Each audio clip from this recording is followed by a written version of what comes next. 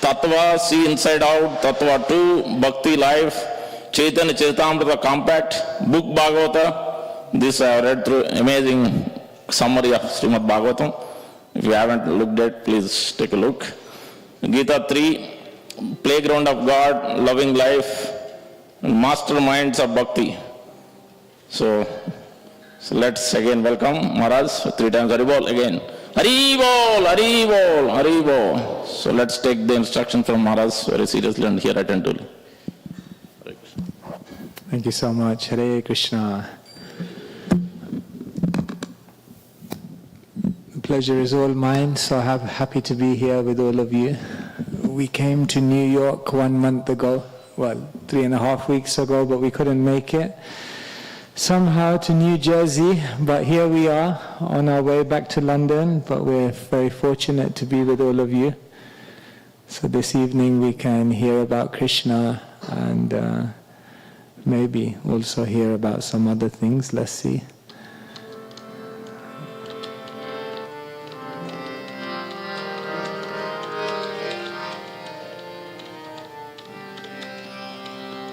Radha Madhava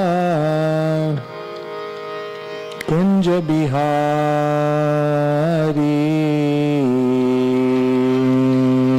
Jaya Radha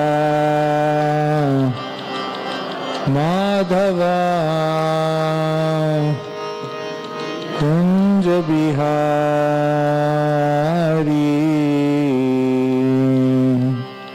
Radha Madhava Kunja Bihari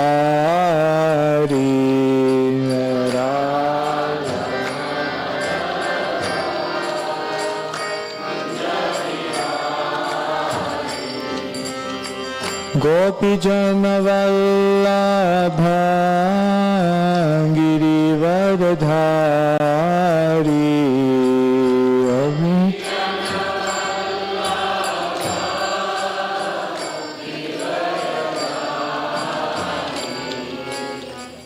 Gopi Jana Vallabha Girivardhari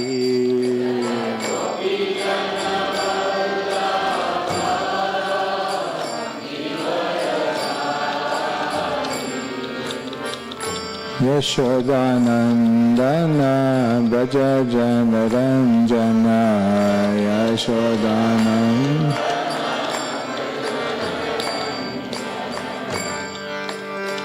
Yamuna Tira Vanachari Yamuna Tira Radha Madhava Kunja Bihari Radha Madhava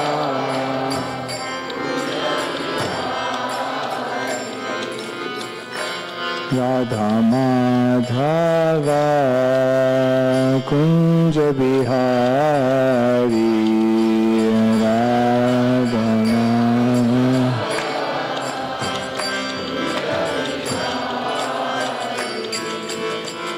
Gopi Jana Vallabha Girivardhari Gopi Jana Vallabha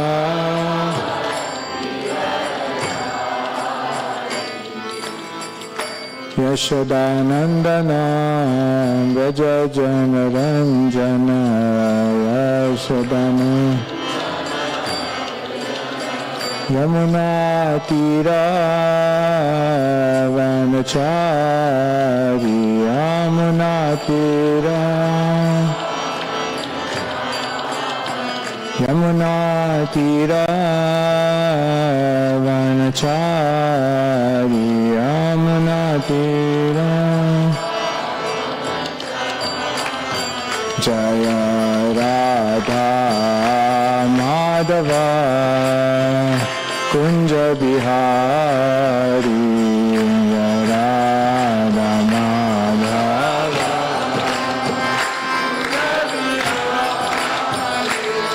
Hare Krishna, Hare Krishna, Krishna Krishna, Hare Hare, Hare Rama, Hare Rama, Rama Rama, Hare Hare, Hare Krishna.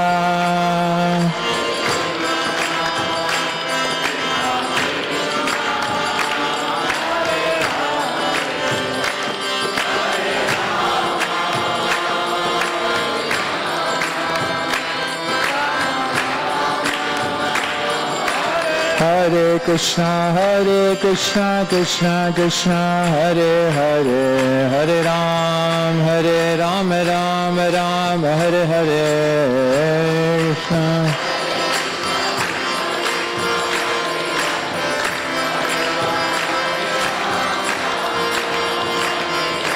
Hare Krishna, Krishna Krishna, Hare Hare, Hare Ram, Ram Ram, Hare Hare.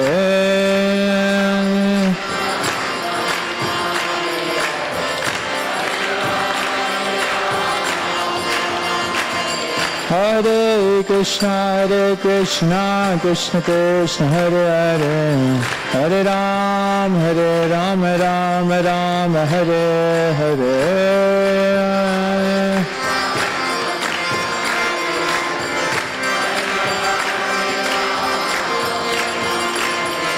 Hare Krishna, Krishna Krishna, Hare Hare, Hare Ram, Ram Ram, Hare Hare.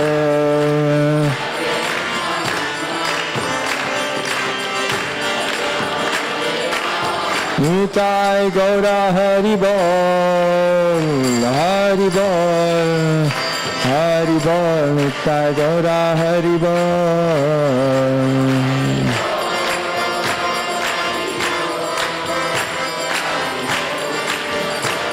Jaya Jaya Prabhupada, Prabhupada, Prabhupada, Jaya Jaya Prabhupada.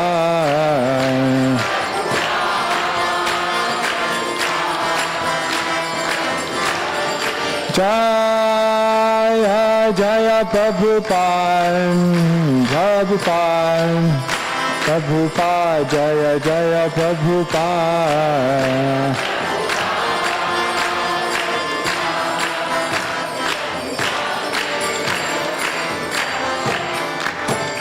Jai Nitai Gaura Premanande, Hari Hari Bol. Om Namo Bhagavate Vasudevaya. Om Namo Bhagavate Vasudevaya. Om Namo Bhagavate Vasudevaya. Om Namo Bhagavate Vasudevaya.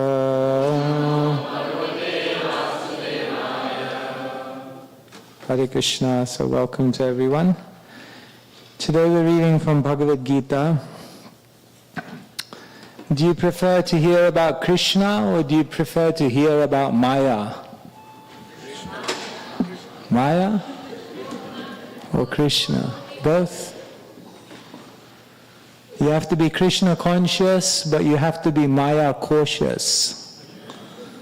So the Bhagavatam 12th canto says, if you hear about Maya in relation to Krishna, if you contemplate Maya, if you study Maya with faith, then you will never be bewildered by Maya. So today we will speak about Maya. Is that okay? Today we're reading from chapter number 7 of the Bhagavad Gita entitled Knowledge of the Absolute. It's a very famous verse. Srila Prabhupada quoted it many, many times. So you can repeat after me. Devi Hiyasha Gunamayi Mama Maya Duratyaya Mameva Ye Prapadyante Maya me tam tarantite. Devi Esha Gunamayi Mama Maya Duratyaya Mameva Ye Prapadyante Maya Me Tam Tarantite Devi Esha Gunamayi Mama Maya Duratyaya Mameva Ye Prapadyante Maya Me Tam Tarantite. Anyone want to repeat?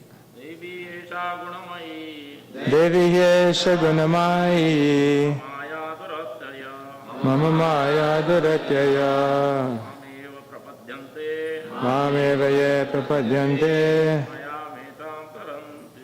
Maya Metam Tarantite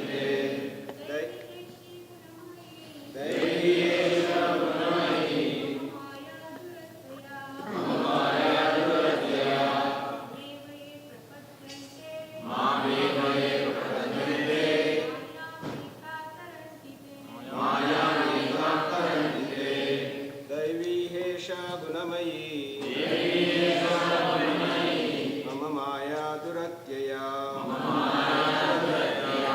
मामेव ये प्रपद्यन्ते मायामेतां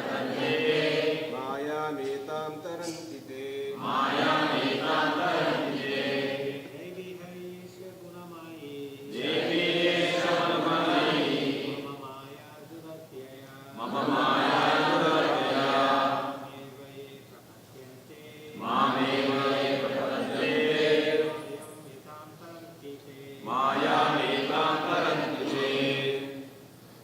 Devi, transcendental. He, certainly. Esha, this. Gunamayi, consisting of the three modes of material nature. Mama, my. Maya, energy. Duratyaya, very difficult to overcome. Mam, unto me. Eva, certainly. Yea, those who. Prapadyante, surrender. Mayam, etam, this illusory energy. Taranti, overcome. They. Translation and purport by His Divine Grace, Shri Bhakti Vedanta Swami Srila Prabhupada Ki. Krishna says to Arjuna, this divine energy of mine, consisting of the three modes of material nature, is difficult to overcome. But those who have surrendered unto me can easily cross beyond it. Purport, I'll just read the first paragraph and we'll focus on that. Purport. The Supreme Personality of Godhead has innumerable energies, and all the energies are divine. Although the living entities are part of His energies and are therefore divine due to contact with the material energy, their original superior power is covered. Being thus covered by the material energy, one cannot possibly overcome its influence. As previously stated, both the material and spiritual natures, being emanations from the Supreme Personality of Godhead, are eternal. The living entities belong to the eternal superior nature of the Lord, but due to contamination by the inferior nature, matter, their illusion is also eternal. The conditioned soul is therefore called Nitya Baddha, or eternally conditioned. No one can trace out the history of his becoming conditioned at a certain date in material history. Consequently, his release from the clutches of material nature is very difficult, even though that material nature is an inferior energy, because material energy is ultimately conducted by the supreme will, which the living entity cannot overcome. Inferior material nature is defined herein as divine nature, due to its divine connection and movement by the divine will.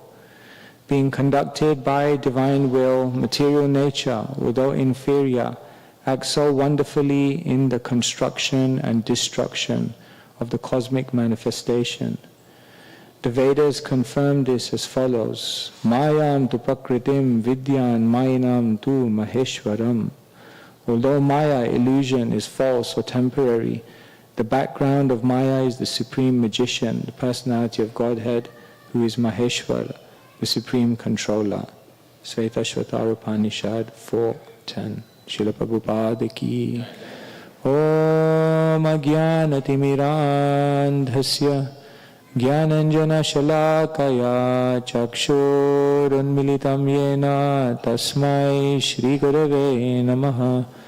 Shri Chaitanya Manobhishtam Stapitam Yena Bhutale Swayam Rupa Kada Mayam Dadati Swapadantikam Vandeham Shri Guru Shri Yata Padakamalan Shri Gurun Vaishnavamscha Shri Rupam Sagrajatam Sahagana Raghunathanvitam Tam Sajivam Sadvaitam Savadhutam Parijana Sahitam Krishna Chaitanya Devam Shri Radha Krishna Padan Sahagana Lalita Shri Vishakanvitamscha He Krishna Karuna Sindhu Dinabandhu Jagatpate Gopesha Gopika Kanta Radha Kanta Namostute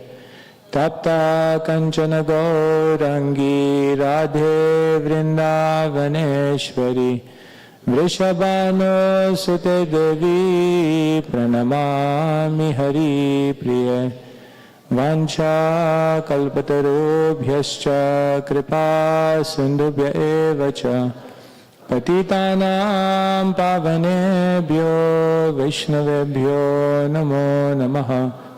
Shri Krishna Chaitanya Prabhu Nityananda Shri Advaita Gadadhara Shrivasadi Gaura Bhakta Vrinda Hare Krishna Krishna Krishna Hare Hare Hare Rama Rama Rama Hare Hare. Once I was on a plane and I sat next to someone. He began to tell me all different types of conspiracy theories. He said, 9/11, do you know American government? What do you think? You never know. Anything's possible. Then he said, Area 51, there was an alien landing there, but they're covering it up. They don't want to show the world. Then he said, moon landing. Then I was ready to pull out Srila Prabhupada's books at that point. He said, moon landing, they didn't go. He was saying all types of different conspiracy theories. He even talked about Illuminati, the Freemasons. There are a few elite people controlling this world. So I got into a conversation with him about conspiracy theories. And then I opened the Bhagavad Gita and I said, there's one conspiracy that you can not doubt. No one can doubt this one. That's the conspiracy theory of Maya. Because everyone in this world, some moham is being covered by Maya. In this world, Tribhir Gunamayi, the three worlds are being covered by Maya. Every day we are acting, we are thinking, we are making decisions, we are thinking we are free. We are thinking that we are making plans for our own happiness. But actually all the while Maya has covered us. Maya is controlling us. Illusion has overcome us. Dhritarashtra, he was given so much good advice, isn't it? Vidura tried to give him good advice. Sanjaya tried to give him good advice. Akrura tried to give him good advice. Bhishma tried to give him good advice. Even Krishna tried to give him good advice. And every time he heard the advice, he said, it's like lightning. In the moment when you speak it, my whole consciousness becomes illumined, but then the very next moment, I'm enveloped by darkness again. Isn't that true for us? The darkness of illusion, Maya Andhakar, the darkness of Maya, is covering everyone. And therefore, put your hand up if you've ever been tricked by Maya. And if you don't put your hand up, definitely you've been tricked not to put your hand up. Put your hand up if you've seen someone else being tricked by Maya. Yes. Put your hand up if you've seen someone being tricked by Maya who's completely oblivious to the fact they're being tricked. Have you seen? Someone thinks, no, I am completely tricked. So this Maya is very, very mysterious. How is this Maya working? Why is this Maya working? Who is this Maya?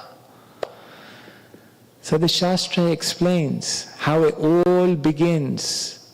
Krishna bahir mukha hoya bhogavancha kare nikata sta maya tare japati adhare.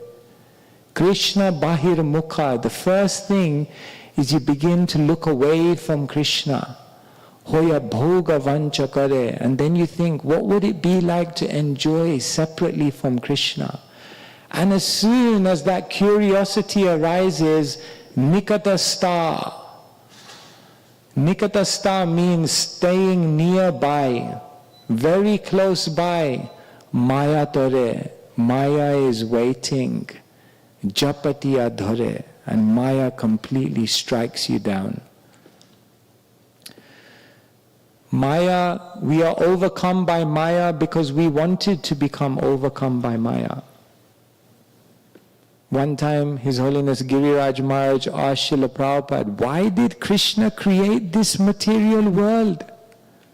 Prabhupada looked at him and said, because you wanted it. You wanted it. You wanted to enjoy. So then if you want to enjoy, then you have to be put into darkness. When you go into a film, before the movie can start, what has to happen? Yes, get the popcorn, of course. And then the lights have to go out. If the lights don't go out, where is the show? There's no show. There's no enjoyment. First, the lights have to go out. So the lights go out. The Shastra explains there are two aspects to Maya. Prakshepatmika Shakti and Avaranatmika Shakti. Maya has a throwing potency, which is called Prakshepatma Shakti. And Maya has a covering potency, which is known as Avaranatmika Shakti. So first what Maya does is she throws you down into the material world. And then what Maya does is she covers, so that we don't even realize that we are in illusion. Is Maya's job to keep us in illusion? What do you think? Is Maya on a mission to keep us in illusion? Yes? Agree? Are you sure? Maya wants to keep you in illusion? Who is Maya? Vaishnavi, Jagamohini. Maya is Vaishnavi, Jagamohini. Does a Vaishnavi want to keep you in Maya? In illusion? Do they? What do you think? Maya doesn't want to keep us in illusion, but Maya throws us into illusion to help us realize the futility of illusion. Therefore, Srila Prabhupada once said, the job of Krishna and the job of Maya are the same. But Krishna, he comes to the front and he opens his hands and he says, come to the spiritual world with me, smiling very lovingly. But if you don't listen, then what happens is Maya comes round the back and gives you a big kick. So either you can come nicely or you need a push. So therefore, the job of Maya and the job of Krishna are the same, to ultimately teach us the futility of the material world. But Maya, her job is a thankless task, because everyone thinks Maya is my enemy. Yes, in one sense, but in a higher sense, Maya is functioning in order to help us understand the futility of this illusion. Therefore, in our life, I said, we have to be Krishna conscious, but we have to also be Maya cautious. Can you think of someone who was Krishna conscious, but not Maya cautious? The example that comes to my mind is Bharat. Bharat was on the level of Bhav. He was on a very, very high level of spiritual accomplishment. But then what happened is he went to the forest in a secluded place, and all alone he got attached to a deer. His love for the deer was not exactly the problem, but what he didn't realize was that slowly he was becoming illusioned in such a way that he was neglecting his spiritual practice. And therefore, Krishna conscious, but not Maya cautious. And therefore, Bharat fell. And some were Maya cautious, but not Krishna conscious. There were sometimes yogis who were very, very cautious, who were doing many, many austerities and tapasya, but because they were not absorbed in Krishna, then eventually they fell down. Sobari Muni was doing so many austerities, isn't it? In the water. But then what did he see? 2 fishes copulating, and it was enough. Because the absorption in Krishna was not there. However, Haridas Thakur, not only was he Krishna conscious, but he was Maya cautious as well. And therefore, even when Maya personified came to tempt him, I mean, of all the ultimate temptations, if Maya personified came, that's the ultimate challenge. And even then, Haridas Thakur was not shaken. So therefore, in this verse, 2 things are being said. The first 2 lines are reminding us, Devi hiya shagunamayi mama maya duratyaya. The first 2 lines are reminding us, be very cautious of Maya. It's powerful, very difficult to overcome. First 2 lines are reminding us, be Maya cautious. But the second 2 lines are reminding us, Mameva ye prapadyante, mayam etam taranti te. Become Krishna conscious. Because if you become Krishna conscious, then you will be able to overcome Maya, even though it's very, very difficult. Today I want to share with you some of the classic tricks of Maya. It's good to know the tricks that Maya has in her repertoire. Maya is an equal opportunities employer. Everyone has equal opportunity to become engaged in the service of Maya. She is expert at objection handling. Isn't it? Sometimes you get a cold caller salesperson, and no matter what you say, they always come round and give another argument why you should buy it. So Maya is like that. There are some classic tricks that Maya uses to keep the living entities in illusion. with the ultimate purpose of them realizing the futility of it. The first classic trick of Maya is isolation. That what Maya does is she will convince you to keep a distance from the devotees. Oh no, I can't get along with these people. I don't relate to these people. These people I have arguments with. I have differences. And therefore what Maya does is in different ways she encourages us to move away from the association of devotees. We think we're making the decision, but actually what's happening is Maya is covering us and encouraging us, stay away. Because what does the old aphorism tell us? Divide and conquer. When you are with the devotees, when you are in the company of Vaishnavas, when you are in the middle of the Sangha, you are protected. But the moment you leave, the moment you become isolated, isn't it? Sita Devi was in the Lakshman Rekha. But the moment she stepped out, then that was it. Anything can happen.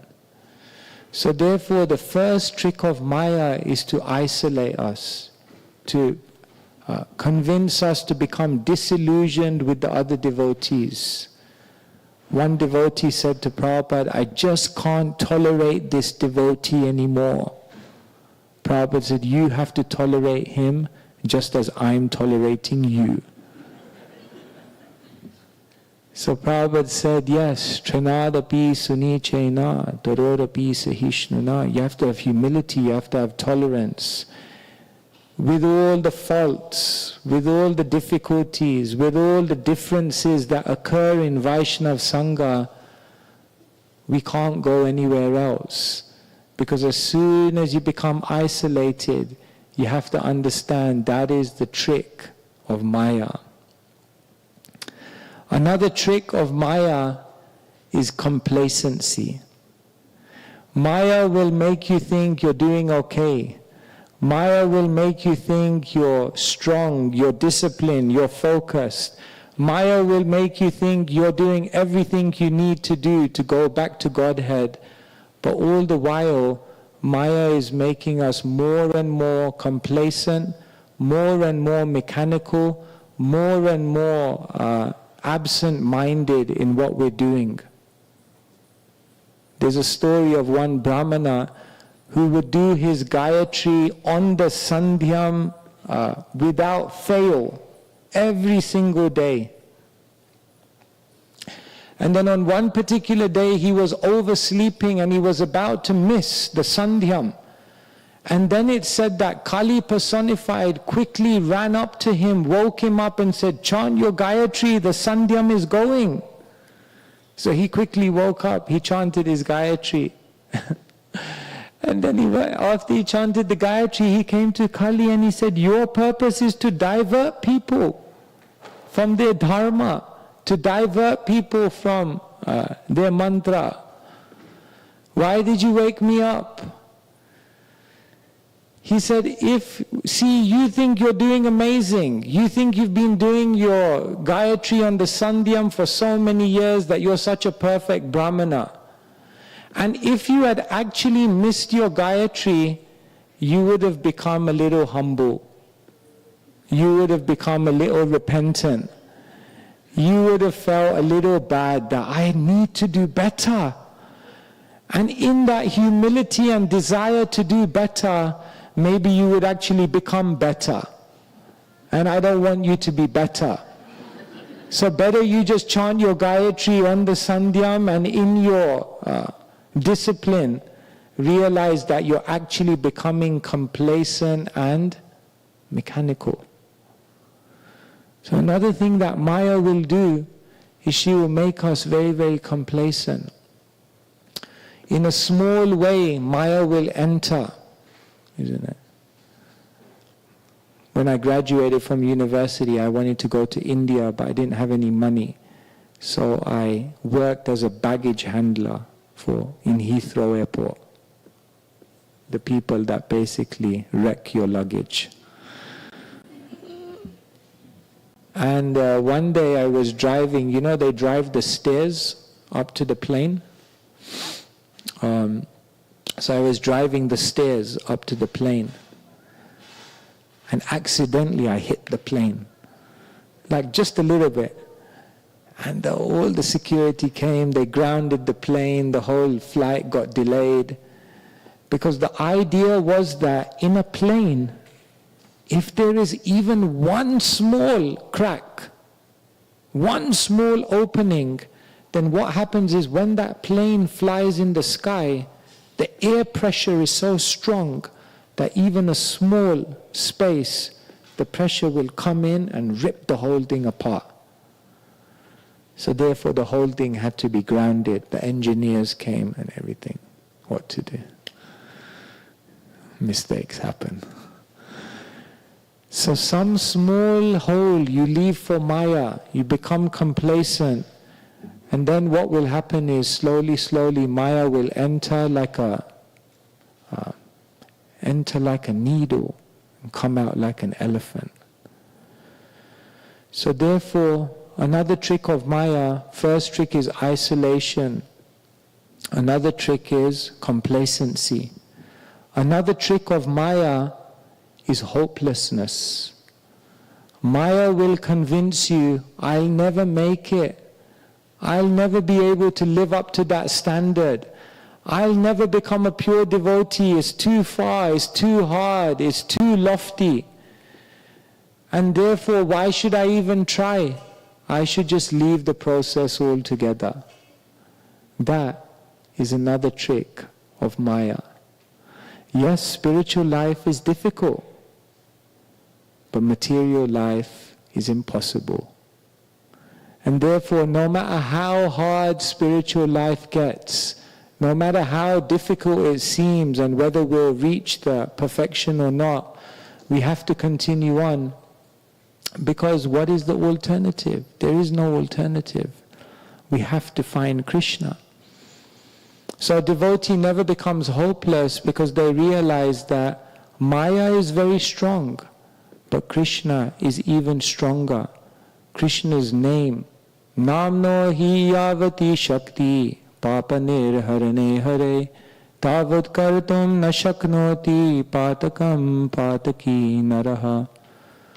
The Shastra says, Namno hi yavati shakti. Do you know the power of the name? Papa nirharane hare. It can remove more sinful reactions than you can perform. Don't test it out, but yes, the name is so powerful. Nama Chintamani Krishnas Chaitanya Rasa Vigraha. So therefore, hopelessness is another trick that Maya uses to basically cause people to leave spiritual life. Can you begin to see how Maya enters our lives and the tricks she uses? First she may isolate you, then she may make you feel hopeless, then she may create some kind of complacency. Another trick of Maya is distraction. Maya will convince you that you can't practice Krishna consciousness until you figure out 10,000 things in your life. First, let my son get married. First, let my daughter pay off her mortgage. First, let my grandchildren go up and go through school. First, let me deal with this health problem. First, let me figure out this relationship. First, let me finish my career and end it in a nice way, and then I'll practice Krishna consciousness. When Srila Prabhupada went to Bhakti Siddhanta Saraswati Thakur, and Bhakti Siddhanta Saraswati Thakur told Srila Prabhupada, you are young, you are intelligent, why don't you spread Krishna consciousness all over the world? And what did Srila Prabhupada say? Right now, we are a nation under the British rule. First, we should get independence, and then we can preach Krishna consciousness. And what did Bhakti Siddhanta Saraswati Thakur say? Krishna consciousness is so urgent. Krishna consciousness is so powerful that it doesn't require a change in Indian politics. It can and should be done right now. But Maya will convince you that until so many things are perfect in your life, you can't practice Krishna consciousness. One time Srila Prabhupada was driving and they got stuck in a traffic jam. And then outside the window, Srila Prabhupada saw a sign and it said, roadworks, temporary inconvenience, permanent solutions. So Prabhupada, he looked at the sign, he started laughing and he said, material world, temporary improvements, permanent inconvenience. What solution will you make? As soon as you make one solution, something else goes out of order. As soon as you make one plan work, another plan fails. As soon as you solve one issue, another 10 arise. Financial crisis, career crisis, health crisis. So many problems, so many difficulties. There is no solution in the material world. One devotee, he said to me, just learn to live with chaos. I said, but I don't like chaos. He said, the world is chaos. You have to learn to live with it and just get on. Because Maya will distract you to think that you have to solve so many other things before practicing Krishna consciousness, and therefore move your focus away from what you need to focus on. And so another trick of Maya is distraction. And then perhaps one of the most formidable tricks of Maya is pride. Where one thinks, I'm doing good, I'm doing well, I'm actually there. One day we chant and we don't fall asleep and we think, Nishta. And therefore then again that pride cometh before the fall. Because when we become proud, we think, I've heard all the lectures, I've read all the books, I've been to all the programs, what more do I need? What more can someone tell me? What more mercy is available? I already got everything. And we may say, no, that's extreme. I'm not like that. But maybe some of that mentality does enter us. Because if we were actually humble, then humble, the word humility comes from humus, which means soil. So if we actually had a humble heart, then bhakti would be growing in an incredibly beautiful way within our heart. But often we don't find that because it's not implanted in the soil of humility. And so these are the tricks of Maya. So therefore the Bhagavatam tells us that understand how Maya is working. Srila Prabhupada once said, the only complaint that I have of my disciples is that they're not sufficiently scared of Maya. These things are happening to us every single day, but we are not alert, we're not aware, and therefore it's very, very easy to become victimized. One time Srila Prabhupada was with a group of devotees, and then he said, where's this devotee? And someone said, oh, that devotee, he left. So another devotee stood up and he said, anyway, Srila Prabhupada, when he's been kicked enough by Maya, then he'll come back. And Srila Prabhupada looked at that devotee and said, just as there are no limits to the varieties of enjoyment in the spiritual world, there's no limits to the way in which Maya can bewilder you in the material world. Maya has an endless repertoire of tricks to keep us grounded here in the material world. And so,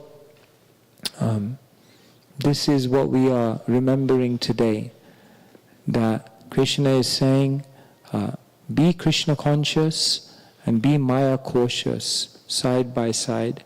And in this way, you can ensure that you achieve the real purpose of this life. Hare Krishna, Krishna Krishna, Hare Hare, Hare Rama, Rama Rama, Hare Hare. Okay, so we have a little bit of time. If anyone has any questions they would like to ask, or if you have any comments, or if there's anything you would like to know more about, then we can...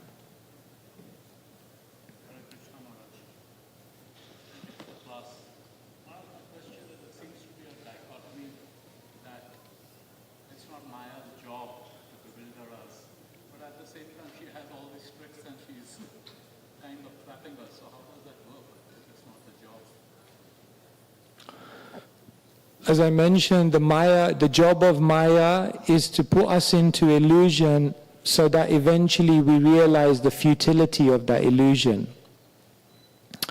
There are different ways that we learn. One way we learn is by hearing. Another way we learn is by seeing. But for most people, the only way they learn is by experiencing. So when Maya sees that someone is not going towards Krishna, then what Maya will do is she will put that individual into an illusory state by which they experience the naked form of material nature. And that will eventually give them a realization. So then someone may say, well then why not just let Maya do it? You can.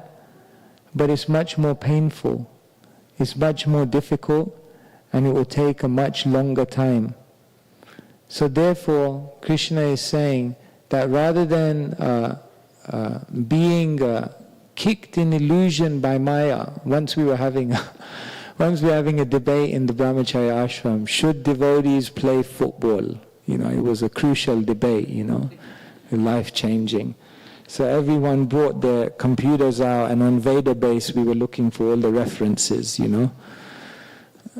And anyway, there are different statements about football, but one statement Srila Prabhupada says is, life is like a game of football, but you think you're the player, actually you're the ball.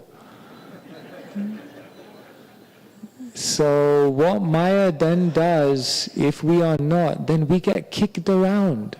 But it's very painful. Do you want to go through the school of hard knocks? I don't know about you, preferably not. And therefore Krishna gives all this beautiful information to help us understand that if you become a little aware, if you become a little attentive, if you become a little enthused and take it seriously, then you can save yourself from so much pain, so much bewilderment. But if we don't, then Krishna has to create a situation in this world to jolt us out of spiritual amnesia. And that mechanism is Maya. And so yes, Maya is not here to eternally keep us in illusion, but Maya is here to put us into illusion with the purpose of us then realizing the futility of that illusion. Like does a government put prisoners, people in jail because they want them to be there for the rest of their life? Or does a government put people in jail and make them go through that situation so that eventually they can come out as reformed people? Which one is it? The second one. The government doesn't create a jail and then expect and then look for people specifically to put them in jail and then keep them there for the rest of eternity. But it's a place of, it's a mechanism of reformation. But if you're wise, then what you'll do is read the law books and not even go in there in the first place. But if you don't, then what choice does the government have? They have to do something to reform you. Does it make sense? Maharaj, I have a follow-up, but if somebody else has a question, then... If it's a follow-up, you can just do it and then Thank we'll you. go to the next. So Maharaj, I get this point on a nice analogy of the prison and the government. But then, what is conditioning? Because if I get so conditioned, then I get used to all the suffering and everything else. And I'm an illusion, I do not even know that I'm suffering. So how would that pull me out? It's when we say that the person realizes that he's in prison, he's lost his freedom, he doesn't get to do what he wants to do, then he says, oh, I shouldn't make this mistake, let me get out, whatever. But then the whole thing is an illusion. So suppose if I think this prison, wow, what a lovely place, then how will I get out? So Maya puts you in illusion, and then you're illusioned, and then you don't even know that there's anything more. So what's the hope? Therefore Chaitanya Charitamrita says, Maya mugdha jiver nahi svata Krishna gyan, jivere kripaya koile Krishna Ved Puran. Maya mugdha, completely bewildered by Maya. Jivara nahi swata Krishna gyan. The jiva has no understanding of who they are. They become completely overcome. So what's the solution? Jivara kripaya. In order to be merciful to the living entities, Krishna Veda Puran. Krishna arranges for transcendental knowledge to be inserted into the equation and made available. So then the jiva who is bewildered by Maya simultaneously has access to the knowledge which can reveal to them their own suffering. So Krishna doesn't put you in Maya and then just leave you there. Krishna puts you in Maya, and then Krishna side by side gives you knowledge. And if you take that knowledge and connect to Krishna, Krishna Surya Sama Hoya Maya Andhakar, Yaha Krishna Taha Nahi Maya Radhikar. Then if you connect with that knowledge and take Krishna, Maya has no standing. So yes, Krishna puts you under Maya by the arrangement of the material energy. Maya Dhyakshena Prakriti Suyate Sa Chara Charam. It's all being done under Krishna's arrangement, but he simultaneously gives the way out.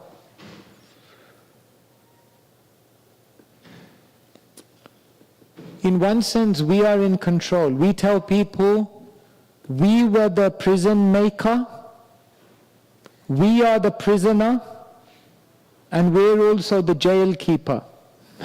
We're all three. We're the prison maker because we decided we wanted this world. We're the prisoner because we're living in here under illusion. But we are also the jail keeper because we have the power to release ourselves from this world.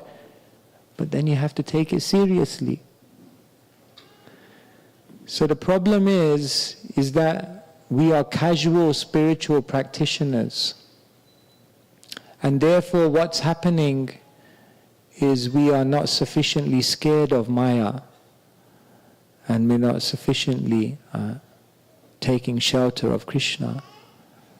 And therefore we are the architects of our own bewilderment in this web of illusion.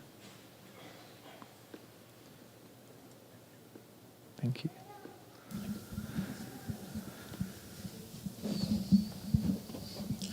Hare Krishna Maharaj, thanks for a wonderful class. I'm just wondering, Maharaj, why Maya is personified as a feminine and the Kali is personified as a masculine. Maybe any way the perspective why it was defined that way. Is there any significance to Maya being a feminine personality and Kali being a male personality? Of course, Maya is the general energy of illusion, and Kali is the personification of the age that we're living in. And in this age of Kali, then Kali is coming to engineer the way in which Maya acts in this world. So generally, Krishna's Shakti. See, Shakti is feminine, Prakriti. So Shakti is generally feminine. And then personifications of different things could be feminine or masculine. So I don't know that there is any specific significance to that, but Maya specifically is feminine because Maya is a Shakti, an energy, and energy is always Prakriti or feminine. But personifications of whether it's ages or different things can either be, we find both examples, masculine and feminine. Okay. Okay, I see lots of hands. I don't know if you also, there are Matajis, so I don't know if you want to give equal opportunities.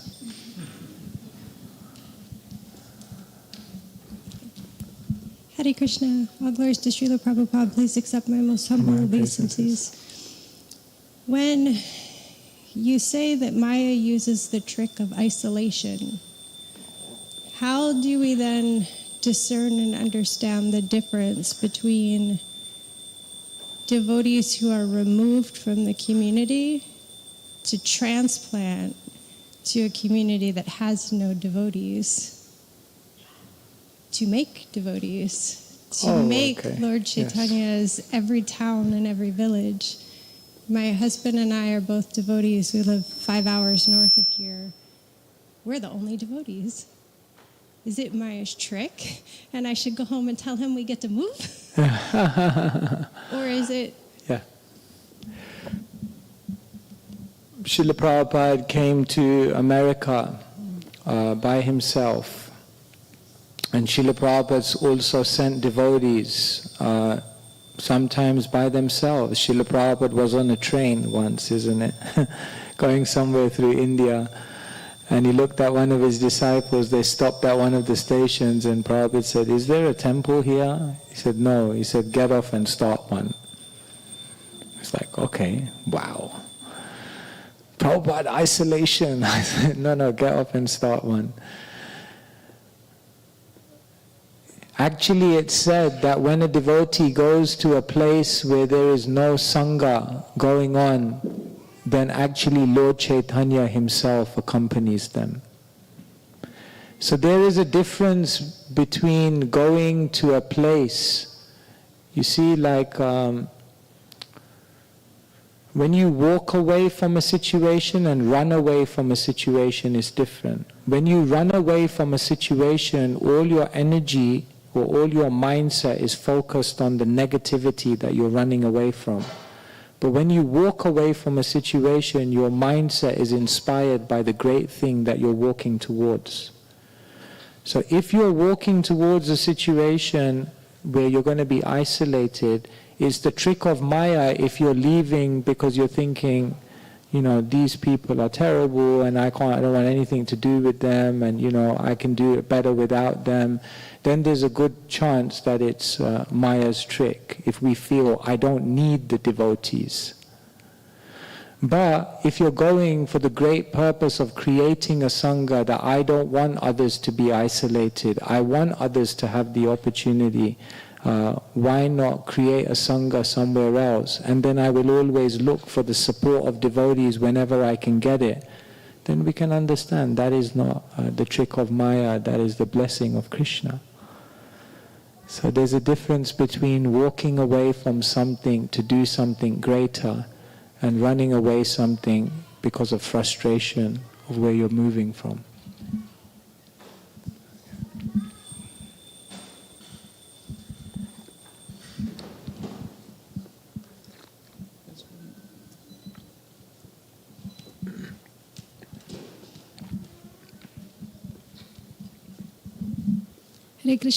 Hare Krishna Maharaj.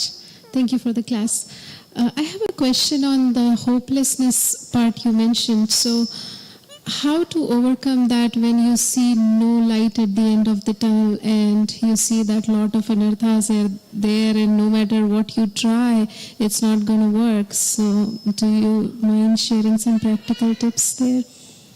Thank you so much. Yes, there is an ideal of where we want to be in Krishna consciousness, and there is the real of where we are. And then there's this big gap. And that gap causes a lot of frustration. That gap causes a lot of guilt. That gap is a little bit uncomfortable. And so some people, what they try to do is in order to get rid of this gap, they bring the ideals down. They say, no, all of that 16 rounds, 4 regs, that's what it says in the books, but no one actually does that. That's just that's a nice thing it said. The reality, let me tell you, don't have PDS. You know what PDS is? Pure devotee syndrome. Don't have pure devotee syndrome and think you can do all of these things. Just be realistic. Don't worry. That's one way in which people deal with the frustration of the gap. They bring the ideal down. But then you're following something watered down. You think that will bring Atma Suprasidati? No way. The other way that people deal with this gap is they just walk away and forget about it. I don't want to see this gap. I don't want to come to the Sangha and look at the faces of the devotees and remember the gap. I just don't want to be around this. I just want to forget it all and leave. You can do that, but you can never. When I joined the movement, one devotee said, you'll always be a devotee now. You only have 2 choices. Either be a happy devotee or be a miserable devotee.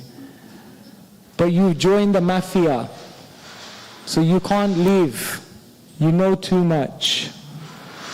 Shri Shri Radha Shyama Sundar Ki Jai.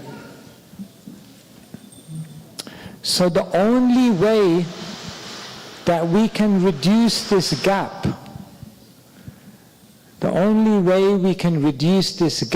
is not by bringing down the ideal, not by walking away from the gap, but the only way we can do it is by raising the real. But do you know that between the real and the ideal is the achievable? So basically what we have to try to do is every single day start working towards something you can do to basically walk towards the ideals that you have in your heart. Instead of constantly thinking about perfection, focus on progress. Because if you progress every single day, then perfection is only a matter of time. But sometimes we're so consumed by perfection. Like one devotee came to me, he's an initiated devotee. He said, Prabhu, I'm not chanting any rounds. So I said to him, look, it's difficult. At least start chanting 1 round. Then he looked at me and he said, 1 round? I was doing that when I was like a 15-year-old boy. I'm not going to chant 1 round. I want to chant 16 rounds. I said, yeah, I know, but you're not chanting any rounds right now.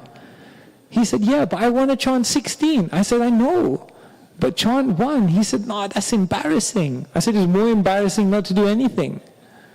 So sometimes we have this sense that either I do nothing, all or nothing. No. Something is better than nothing. And then more is better than something. And then more will lead to perfection. So let's try to just build a life of Krishna consciousness. Step by step. Chip away at all of those things where Krishna is not included. And gradually you'll find that there's only Krishna left in your life. Once there was a beautiful sculpture of an elephant made from ice. And they asked the sculptor, how did you make this? He said it was easy. They said, how did you do it? He pointed at a block of ice and he said it was easy. I just took that and I chipped away at everything that wasn't the elephant. I was like, okay, good answer. So basically that's what you have to do. Just chip away at the things which don't hold any relevance to your spiritual journey, are not beneficial, and start building a very Krishna conscious life. And then gradually from the real we'll reach the achievable, and then we'll progress towards the ideal. Some thoughts. Hare Krishna Prabhu. Hare Krishna Prabhu.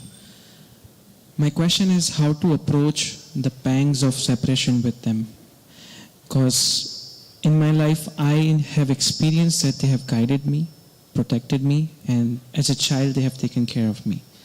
And whenever I think of them, tears just come to my eyes. But as a child wanted to be with their parents, I sometimes feel that how do I be with them? So there are pangs of separation in me because I want to be with them. So how to approach that pangs of separation? Thank you. Well, you're very fortunate if you feel separated from Krishna. That is the goal of our spiritual practice. The great devotees were always praying, Hey Radhe Vrajadevi Ke Chalalite, He Nanda Suno Kota. They were running around looking, where is Krishna? I want to be with Krishna. One person, he came to Bhaktisiddhanta Saraswati Thakur. He said, yesterday I was walking along the bank of the Yamuna and I saw Krishna. Bhaktisiddhanta Saraswati Thakur looked at him and he said, did you also see Maya? Do you also sometimes see Maya? He said, yes, sometimes I also see Maya. He said, then you didn't see Krishna. Because yaha Krishna, taha nahi Maya radhikar. If you're actually seeing Krishna, if you're actually connected with Krishna, if you're actually instilled Krishna in your heart, there will never be any temptation. There will never be any material desire. There will never be any distraction or thought of anything else. That is a very, very exalted state. But Krishna is very kind. What Krishna does is he reveals his beauty to us and he gives us a taste. He gives us a taste which then gets us hooked to try to give more. Krishna is like a drug dealer. He gives the first one free. And then you get addicted. But then you have to pay. Then you have to work. Then you have to give your effort. So yes, Krishna may open up some of his beauty to us, touch our heart, but then we have to work. Actually, if we're separated from Krishna, we'll actually feel almost paradoxically a deep, intense type of bliss at the same time. It's paradoxical. Because viraha means separation. But viraha also means vishesha, rahasya, unmilam. A very, very special type of confidential meeting. So if someone is actually experiencing viraha, separation from Krishna, then in their heart they will experience a very, very special type of meeting. And so this is very, very mysterious. This is very, very elevated. But yes, you're very fortunate. Krishna has given you some feeling for him. Therefore, try to connect everything in your life. Make Krishna part of everything in your life. Yat karoshi, yad ashnashi, yad jahoshi, dadashi yat, yat tapashyashi konteya, tat kurushva madarpanam. If you have a business, dedicate it to Krishna. If you have a house, make it a temple. If you have a family, see them as Krishna's servants. And with whatever you have. Manasa deho geho jo kichu mor arpila tue pade nanda kishore. Dedicate it to Krishna. So, it's a very deep thing to be feeling that connection with Krishna. Because once Krishna enters your life, he'll take over everything. Hari, he's a thief. He'll steal everything away. So yes, some thoughts. Think about it.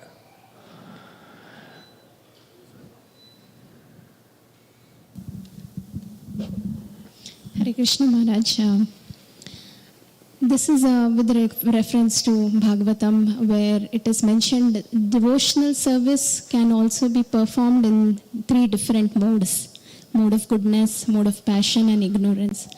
So how do we navigate from those modes when we are performing devotional service to actually becoming Krishna conscious? So like any practical points you can share? Yeah, so the first thing is we should understand, what does devotional service in the mode of ignorance look like? Devotional service in the mode of ignorance means you're performing your devotional service, but you're violent towards others, you're negligent towards other devotees, you commit offenses, you're envious. This is devotional service tinged by ignorance. Devotional service tinged by passion means you want fame, you want remuneration, you want to be acknowledged, appreciated, you want position, you want power. And devotional service in the mode of goodness means you're dutiful, you do it for purification, you do it because out of gratitude. And then transcendental devotional service is you serve out of love. So how do we change our devotional service? First, by recognizing elements of ignorance, passion are coming into this. Why should I expect so many things from my devotional service?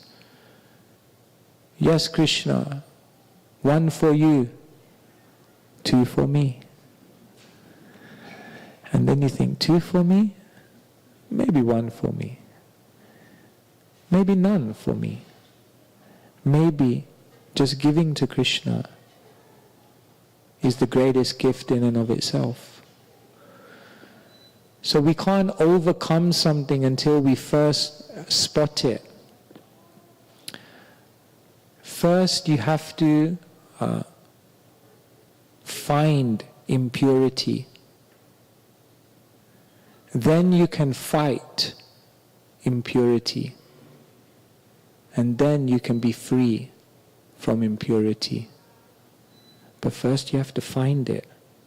So that means everyone must become very introspective in everything they're doing and ask themselves, what is the quality with which I apply myself in my devotion to Krishna? And when we find our impurities, then we can begin to fight it.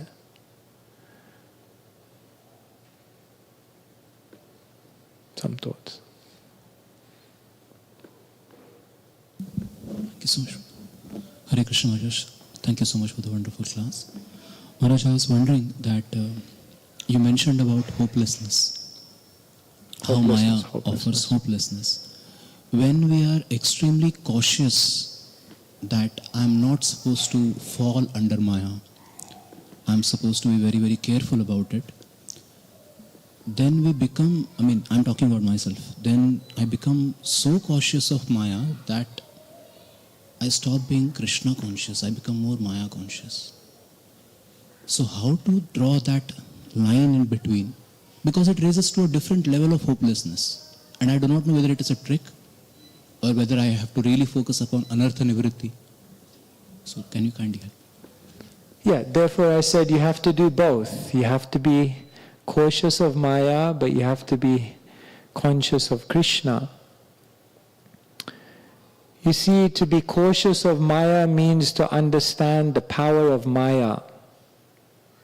Srila Prabhupada once he said, in a lecture, I will never fall down. And then after the lecture, he went in front of Krishna and he was praying. And then Mother Yamuna asked him after, Srila Prabhupada, what are you praying for? He said, I was praying that I never fall down. And then she said, but Srila Prabhupada, you said in the class you would never fall down. Prabhupada said, yes, because I am always praying, I never fall down. But Srila Prabhupada came to Krishna and he said, Krishna, you are wonderful, therefore may I never fall down. And in that way he brought us an example of how to be Maya cautious, but Krishna conscious. Because we always bring two things together, Mayam etam taranti te. We conquer Maya by becoming conscious of Krishna. So if we're actually cautious of Krishna, then it will lead us to be more conscious of Krishna, because we'll know there's no other way to conquer this. Prabodhananda Saraswati in a prayer, he says, Kala kalir balina indriya vairi varga Shri Bhakti Marga ihakanta kakoti ruddha Ha ha kvayami vikalam kim aham karomi Chaitanya Chandra yadinadya kripam karoshi. He says, Kala, I'm in Kali Yuga. Balina indriya vairi varga, my senses and my mind are so strong. Shri Bhakti Marga ihakanta kakoti ruddha, this beautiful path of bhakti is spiked with so many thorns. Ha ha kvayami kimaham karomi. What will I do? How will I survive? How will I make it? Chaitanya Chandra yadinadya kripam karoshi. Mahaprabhu, I'm coming in front of you and I'm saying, you please help me. So the point is, if you actually become cautious of Krishna, cautious of Maya, you have to come to Krishna, because you know there's no other way. What other way will I be able to conquer this apart from surrendering to Krishna? So therefore, both come together. And we are blessed with the Bhakti Marg. In impersonalist traditions, they don't know this. Therefore, they have nowhere to go. And therefore, Patantido na drita yusmadangraya. Bhagavatam says they eventually fall because there's no higher taste. Does it make sense?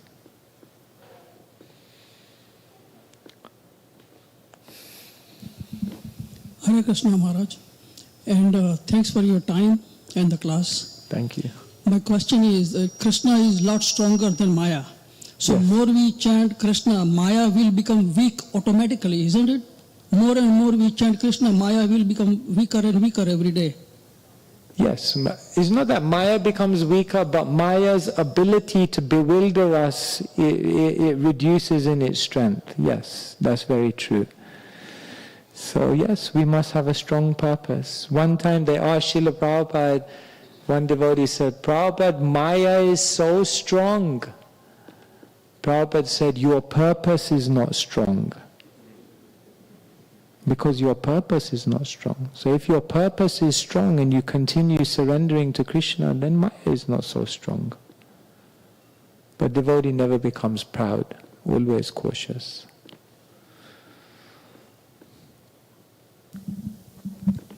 Maharaj, thank you for the class today. My question is very basic.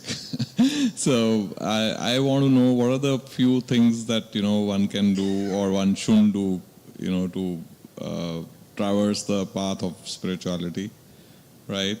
And at what stage one can actually say that yes, I've become spiritual, I've attained a certain degree of spirituality where the material life does not matter so much. So that's what I want to know, Maharaj.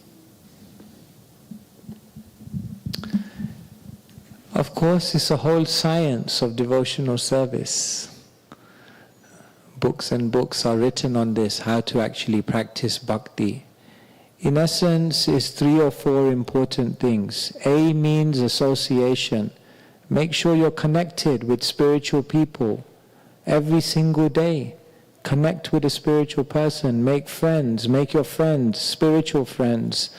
On your weekends, spend time with them. Develop close relationships with those who are walking on this path. Then you'll be protected. B means books. So every day, read the Shastra. Because remember, Maya Mugdha Jivara Nahi Swata Krishna Gyan Jivara Kripaya Koile Krishna Ved Puran. The scriptures are there to reveal to us when Maya is entering and how we can distinguish. So keep the books close to you. Keep the knowledge constantly here. C means chanting. Chant Krishna's names. Bring Krishna's power in. The name will give you much power to resist temptation. And then D means diet, our lifestyle. Take prasadam, live in sattva, in the mode of goodness. Engender habits which clarify your consciousness and don't cover and impede your cognition. And if you do these things, then over time you will see yourself. You won't need anyone to tell you. You'll see yourself, who you are now and who you were 2 years ago, and you'll see a changed person.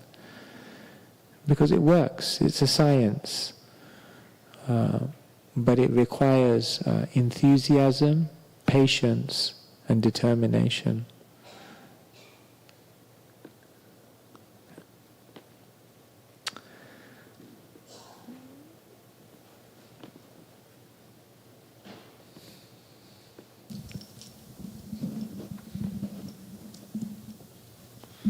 Hare Krishna, Guru Maharaj, thank you for your time. Please accept my humble obeisances.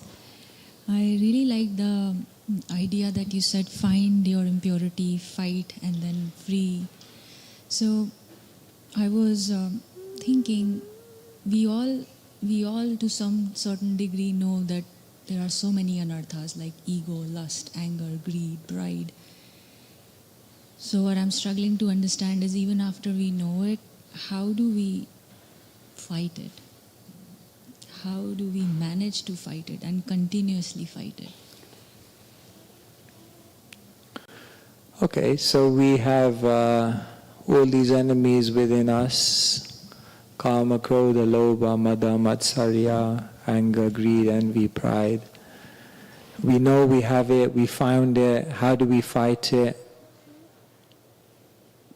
Finding it means to become conscious in the moment when we're experiencing those emotions, that we're experiencing these emotions. It means to become sensitive.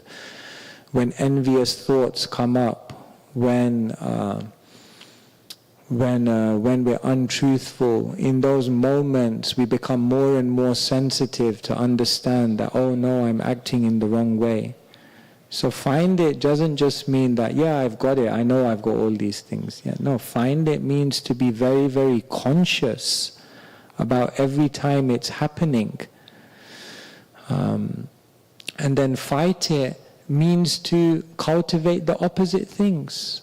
So instead of lust, cultivate satisfaction. Instead of anger, cultivate tolerance. Instead of greed, cultivate giving, serving. Instead of envy, cultivate appreciation and empowerment of others. And so what we begin to do is we fight the negative by cultivating the positive. Maybe we can start glorifying others. Maybe we can start being grateful to Krishna, and every time we come in front of Krishna, instead of asking for 50 million things, say to Krishna, thank you for giving me 50 million things. I appreciate it. I'm so grateful. Maybe we can be grateful to Krishna not just when big things happen to us, but we can be grateful for the small things.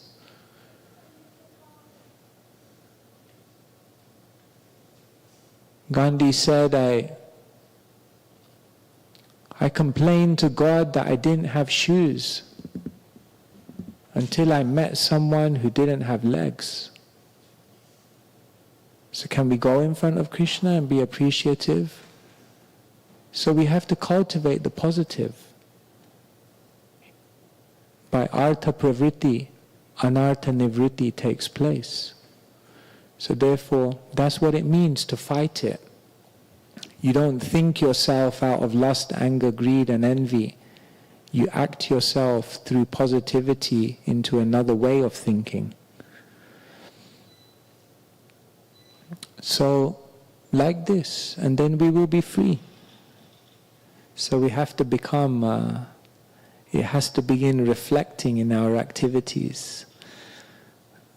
One devotee used to say to me, when we were brahmacharis, he used to say, if you went out into the world without this dress, without any tilak, and you just displayed yourself in this world, would people be able to tell that you're a devotee of Krishna? Would they be able to tell that you are a spiritual person? Would they detect that you have some higher consciousness about you? He said, if the answer is yes, then you're really practicing Krishna consciousness. This doesn't make us. What is this? No. You actually have to begin to act on a higher level. So that's the real test, because Srila Prabhupada said this is not just a religion, this is a spiritual science, and that means it has to transform us. So anyway, yeah, some thoughts here. I hope we're not holding people too long. It's okay? All right, I don't want to, on the first time I'm here, overstay my welcome. Yes. Hare Krishna, dear Maharaj. Thank you so much for the class and your answers, such a clear explanation and answer to every question. I'm very grateful. But I want to kind of clarify and ask the question, how Maya works in lives of the devotee practitioners, because at first when we heard how she trying to almost like a purposely trick the devotee not to come closer to Krishna, sounds really silly because she's Vaishnavi, and naturally the heart of the Vaishnava wants to bring you closer to Krishna, not far away from Krishna. So what's really make her act in the life of the devotees? Is it lack of our taste, determination, or understanding? Yeah, it's very mysterious because, we think, we always are taught that Maya is our enemy, Maya is our, and then we hear this other side that Maya is a Vaishnavi, she's serving Krishna. So sometimes it's a bit of an identity crisis, like, which one, how should I see Maya? As an enemy, as a Vaishnavi, as a... You see, we are understanding that she's been given a thankless task. So yes, Maya is also there in the life of a devotee, of course. Until you become a pure devotee, until you're seeing Krishna everywhere, until the time that you say, no more Maya. You see, we are saying, no, no, no, no, no, but we want. Sometimes on the prasadam, in the prasadam time, isn't it? Someone is coming and then we say, no, no. But in our mind we are saying, yes, yes, yes, come on. But I have to be a little modest, you know. You can't just be rough and say like, yeah, give me another 3 samosas. You want another 3? No, no, no, okay, okay. No, no, you take. Oh, okay, all right, what to do? So, that is our condition. We are saying, no, Maya, I don't know. And then on the other way, we're still looking around, still interested, still intrigued. So therefore, what can Krishna do? Krishna is Krishna really wants us to come back. He has to rack his brains like anything to create so many systems to bring us back quickly. When Krishna wants to call all the cows back, at the end of the day, when he has to go back to Nandalaya, Nanda Maharaj's courtyard, he has to first gather all the cows, so the first thing he does is he plays his flute. Some come, but many don't. So then the next thing Krishna does is he has to blow his buffalo horn. More come, but some still don't come. And then what Krishna has to do is get his stick out and start running after them. See, because Krishna has 108 beads, because there are 108 herds of cows. Therefore Krishna has to chase. So it's inconceivable, yes. Maya is also in the life of a devotee. Because we don't have enough desire for Krishna, then Krishna presents the option of Maya. But really speaking, Krishna doesn't want us to go there. Because Krishna is saying it's very difficult, just surrender to me instead. But how many times, if Krishna keeps telling us, how many times we heard it, then Krishna has to say, okay, let me try some other means then. What can we do? Haribol. Hare Krishna Maharaj, good to see you, and thank you for the class. Jai Shri Radha Shyam Sundara ki, Shri Jagannath Baladev Subhadra Maharani ki, Odita ki.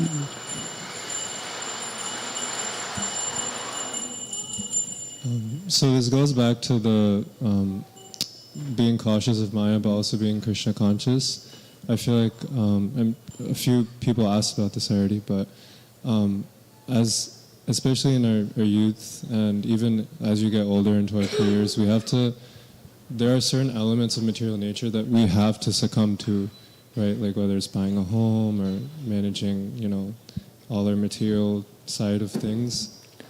And I even see within the devotee community, like, that sometimes we do live above our needs, which is still justified as long as we offer to Krishna.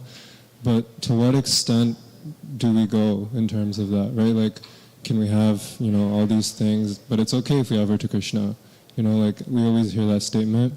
But then we also hear simple living, high thinking, like, live below your needs. So, and Maya plays into the material nature, right? So how do we navigate, like,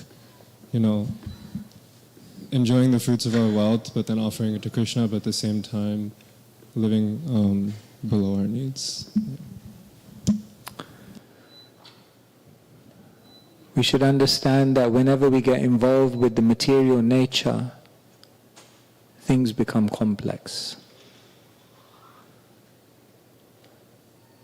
Just like the yogi who was chanting by the sea, and then as he put his hand in his bead bag, he thought, and he started chanting, then he thought, yes, but what will I wear tomorrow? So he thought, let me just get one extra set of dhoti and I'll wash it and I'll put it on the line. And so he did that.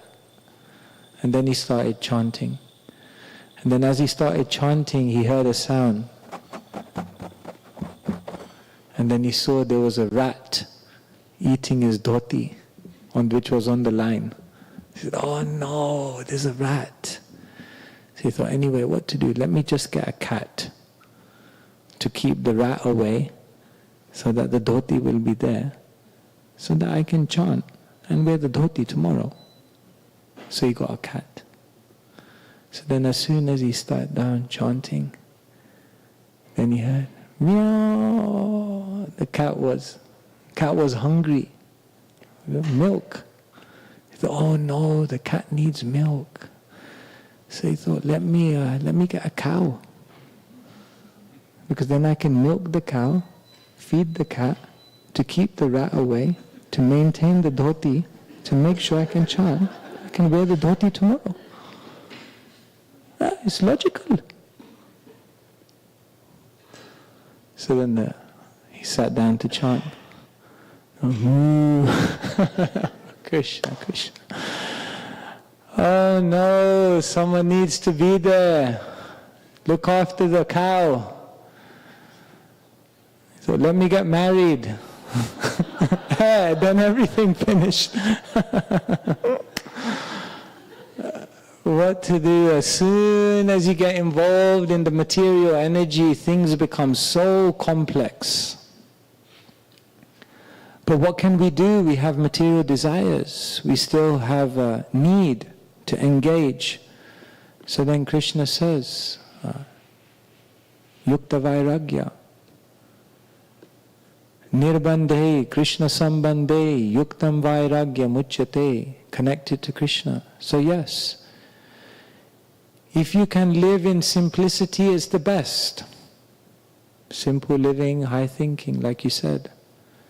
But then the second best is, if that's just not possible because the desires are there, then just connect it to Krishna, second best. But you have to realize that the risk is always there. That when you acquire material things, you may get trapped in the web. So a devotee, as much and as far as possible, tries to bring it down. But then sometimes for service, for other things we may require. But I tell you an interesting thing. Even Zuckerberg, he has this, Mark Zuckerberg, he has this concept that he actually lives very simple. Do you know? He comes into work every single day with the same clothes. He drives the same car. It's very, very simple. Because his concept is that the whole world is suffering from decision-making fatigue. We make our lives so complicated that we have to make millions of decisions on unimportant things. That when it comes to investing time and energy in thinking about the big things, we're so exhausted, we just don't have the energy anymore. So even Mark Zuckerberg Uvacha, even he understood. Keep it simple. This guy is like a billionaire. So we have to be realistic. We have to do what we can. What is simple for one person will be not the capacity of someone else. But eventually we want to try and do that. So we can free more space, more consciousness, more attention on Krishna. What about if we earn so much money, but then you create a lifestyle that requires so much money? Then you're no better actually than a pauper. Because now you're just struggling, but on a higher level. The same thing. Therefore, for everyone is individual. Of course, I am coming here as a monk, so it's easy for me to say, you all are living in the world, it's complicated. You live in a family, families have needs, children, spouses, people have needs. You can't just, be like a brahmachari. So it's complex, I understand, it's hard. But as much as possible, because as soon as you engage with the material energy, it gets complex. Okay. Are we finished there? Or someone Hare else? Krishna Maharaj. Oh, sorry. I have a question. Thank you for the wonderful class. Maharaj, my question is that for a devotee, just like if there is no night, the importance of the morning is not felt. Without any distress, the happiness cannot be understood. There are two aspects to everything. Without the goodness, without the sad part of the life, the goodness cannot be realized also. So sometimes I do feel that the anarthas that I am facing, they help me, firstly, just like you said, to understand and to be able to point out that yes, I am suffering from this. That is an obstacle for me to move forward in the spiritual path. Then it helps me to become even, identifying and then moving towards the devotees, devotional service helps me. But I think sometimes I feel like Maya Devi is helping me become a pure devotee, trying to become a devotee also. So how can we understand that aspect of just thinking Maya is always an obstacle? Can we not understand that she wants to make us a pure devotee too? Yes, I said that. Job of Maya, job of Krishna is the same. Maya is also taking us to Krishna in a different way, in a different flavor. But on your first statement, it's not that we have to experience distress to experience happiness. That is the duality of material happiness and material distress. In spiritual life, spiritual happiness is not dependent on there being distress. In the Bhagavad Gita, Krishna says, Dukeshvanudvignamanaha sukeshu vigataspraha vittaraga bhaya krodas ditadhir muniruchyate. Krishna says one should not be disturbed in distress, nor related when there is happiness. So in Bhagavad Gita, Krishna says, tolerate happiness. When I read this, I was baffled. I went to a devotee, I said, what is this? Tolerate happiness? Why do you have to tolerate happiness? The devotee said, there is material happiness and material distress, and they are the dualities of this world. And then he told me an analogy, which I'll repeat because Srila Prabhupada repeated it. It's a little graphic. Dvaite bhadra bhadra gyan sabam anudhanam e bhala e manda e sababram.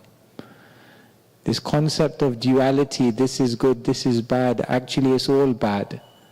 And he said, just like, wait for it, wet stool or dry stool. I was like, okay, I got the message. No, it's very nice. This one is not good, it's dry. This one is nice, it's wet. I said, okay, I'm getting the point here. Let's move on to another conversation. So material happiness, material distress, sababram. What is this? Yes, I achieved something great in the world, and then around the corner that same thing brings you misery. Yehi samsparsha jaboga dukkha yonaya evate. Material happiness, in the womb of material happiness, distress is pregnant. It's just waiting to give you distress. So in Krishna consciousness, we want to go beyond material happiness, beyond material distress, spiritual happiness. That's not based on anything else. So just to clarify that. And then yes, Maya is taking us to Krishna. But in the moment when we're being hit up by Maya, we may not be able to understand. It's powerful. Therefore, better to learn from the Shastra and better to surrender to Krishna. Krishna is, you're here. Krishna is coming to you saying, come. But we are causelessly unwilling. We're dragging our feet. Do I really have to chant? The beads are so heavy. It's like weightlifting. I mean, do you really have to get up? All right, well, if you don't, then you have to take the long route. I don't know. Do you want to? Everyone has to make their decisions. With that, because we want to get up in the morning early so that we don't have to experience the kick of Maya, I would be doing you a great injustice to continue speaking. Thank you so much for your kindness, for your presence, for your tolerance. Srila Prabhupada Ki Jai.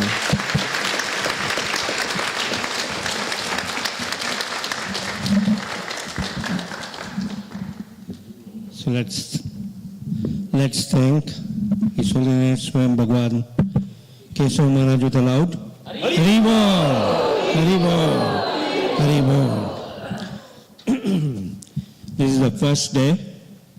Tomorrow we'll have from 8 o'clock in the morning to 9:30, 8 to 9:30. It's part of the Bhagavatam class. We have prasadam on the other side today, and we'll have it daily.